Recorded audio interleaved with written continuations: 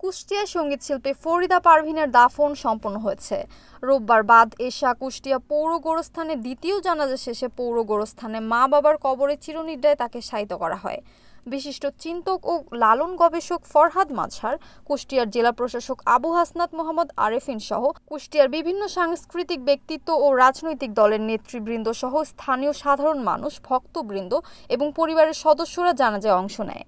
এর কিছুক্ষণ আগে ফরিদা পারভীনের মরদেহ কুষ্টিয়ায় পৌঁছালে তাকে শেষবারের মতো দেখার জন্য শত শত মানুষ ভিড় করেন। এছাড়াও বিভিন্ন সংগঠন তার কফিনে ফুল দিয়ে শ্রদ্ধা নিবেদন করেন। ফরিদা পারভীনের মৃত্যুতে কুষ্টিয়া সহ সারা দেশ সঙ্গীত অঙ্গনে শোকের ছায়া নেমে আসে। শনিবার ১৩ সেপ্টেম্বর রাত ১০টা ১৫ মিনিটের দিকে রাজধানীর ইউনিভার্সাল মেডিকেল কলেজ হাসপাতালের আইসিইউ বিভাগে চিকিৎসাধীন অবস্থায় মারা যান ফরিদা পারভীন। ১৯৫৪ সালে নাটোরে জন্মগ্রহণ করেন ফরিদা পারভীন। শৈশবেই সঙ্গীত শিক্ষার হাতেখড়ি। পরে রাজশাহী বিশ্ববিদ্যালয়ে পড়াশোনার পাশাপাশি তিনি সঙ্গীত চর্চায় যুক্ত হন। ১৯৭৩ সালে রাজশাহী বেতারে নজরুল সঙ্গীতের মাধ্যমে তার আনুষ্ঠানিক যাত্রা শুরু হয়। পরবর্তীতে লালনের গান দিয়েই তিনি সবার হৃদয়ে জায়গা করে নেন। কণ্ঠশিল্পী হিসেবে অসামান্য অবদানের স্বীকৃতি হিসেবে ফরিদা পারভীন পেয়েছেন ২১ পদক, জাতীয় চলচ্চিত্র পুরস্কার সহ বহু সম্মাননা। তিনি রেখে গেছেন অসংখ্য ভক্ত অনুরাগী।